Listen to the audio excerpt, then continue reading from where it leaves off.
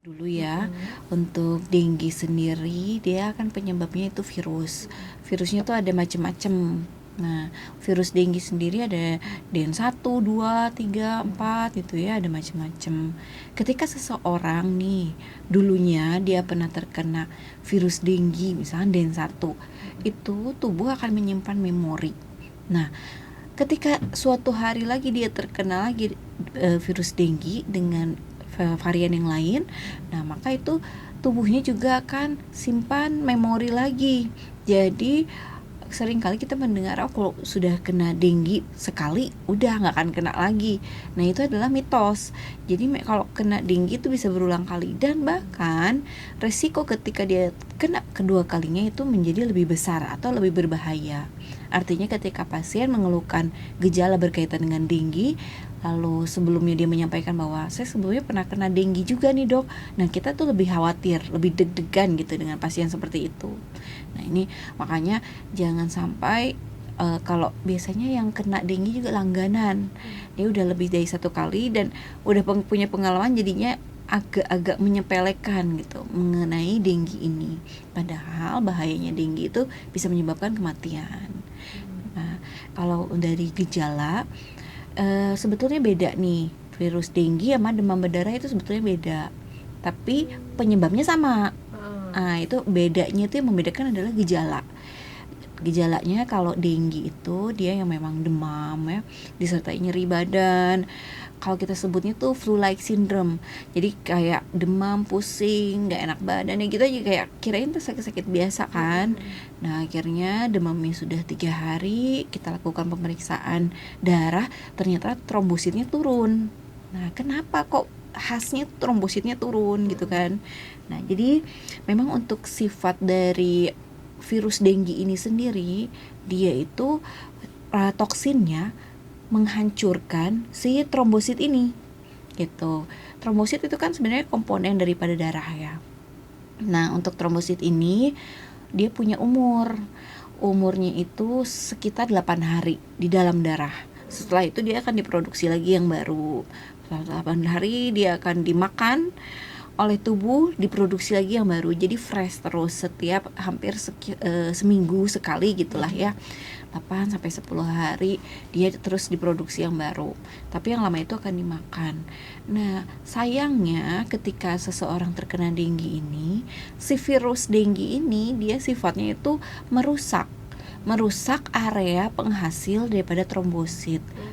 Di mana itu letaknya? Letaknya itu di area sumsum tulang belakang. Nah itu dia dikacaukan, yang harusnya dia nanti waktunya produksi diganggu deh area itu, akhirnya nggak produksi gitu ya, atau produksinya dihambat yang harusnya bisa selesai. Nah dalam sekian hari ini dihambat, baru juga muncul yang udah dihancurin lagi gitu oleh virus si dengue itu. Nah makanya itu menjadi salah satu ciri bahwa trombositnya itu turun pada infeksi dengue. Tapi kalau demam berdarah dengue atau dengue hemorrhagic fever, sering dikenalnya DHF ya, malah kita sering biasa bilangnya kena demam berdarah, padahal bukan demam berdarah, itu bisa jadi cuma dengue. Kalau demam berdarah artinya dia memang sudah mulai ada tanda-tanda perdarahan. Nah jadi kalau yang dinamakan DHF atau demam berdarah itu ditambah lagi gejalanya, trombosit turun, terus juga nyeri-nyeri badan kayak tadi ya, ditambah lagi tanda-tanda perdarahan, misalkan nih mimisan atau gusinya mulai ada perdarahan, sikat gigi sedikit kok berdarah ya biasanya enggak. Nah atau juga mulai muncul di tubuh merah-merah, kita sebutnya peteki, merah-merah gitu ya, tapi di hari demam 3 hari sampai 7 hari gitu. Jadi bukan lebih dari 7 hari demam muncul merah-merahnya, tapi di awal-awal. Nah maka itu kita sebutnya DHF gitu, atau dengue hemorrhagic fever. Nah jadi pendengar nih sekarang udah bisa bedain ya, mana yang demam berdarah, mana yang dengue aja.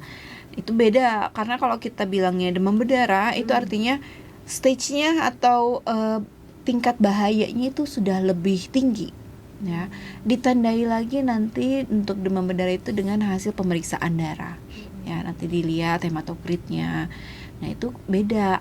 Maka kalau misalkan dokternya bilang denggi, ikutin denggi. Jangan ketika dokter bilang denggi jadi demam berdarah, karena itu beda stage-nya ya. Nah, dan ada satu lagi tahapan setelah denggi, DHF, lalu ada tahapan yang lebih berat lagi, yaitu denggi shock ya. Nah, di sini dengue shock syndrome itu yang biasanya agak sulit ditolong gitu. Tandanya selain perdarahan tadi, dia itu udah seperti orang yang dehidrasi lah begitu ya. Sehingga ya kan kalau virus untuk saat ini obatnya baru dari tubuh aja kita kuatin daya tahan tubuh. Ketika sudah jatuh pada DSS, terjadi kebocoran di sel tubuhnya, lalu dia juga terjadi perdarahan yang cukup hebat. Nah itu yang sering mengakibatkan sulit tertolong. Ya kalau perdarahan kelihatan sama mata kita, cari mana sumber perdarahannya, stop, diatasi dengan tambah darah, dah beres ya. Masalahnya ini, dia perdarahannya adalah di semua sel-sel tubuh kita. Jadi susah untuk penanganan DSS ini. Nah, jadi jangan sampai kita tadi bilang padahal denggi, kita bilang DHF, karena DHF ini sebentar lagi tahapannya kalau lebih parah lagi kena shock syndrome, denggi shock syndrome. Nah itu, jadi hati-hati untuk denggi ini jangan diabaikan. Dan perlu diketahui juga banyak kasus berkaitan dengan demam ini pada DSS yang tidak tertolong karena apa? Biasanya mereka terlambat bawa ke dokternya. Yang kedua, mereka itu menganggap biasa karena biasanya DSS ini gejalanya juga ditambah lagi nih Tetia pendengar, ditambah dengan mengigau gitu. Biasanya kalau demam ngigau kita anggapnya apa? Biasa gitu kan. Nah, demamnya juga demam tinggi pasti ngigau-ngigau, padahal itu nggak biasa. Jadi kalau kita nggak tahu nih di rumah ada anak demam, ditambah lagi dia ngigau-ngigau, jangan tunda lagi, cepat bawa ke fasilitas kesehatan begitu. Berarti penanganannya juga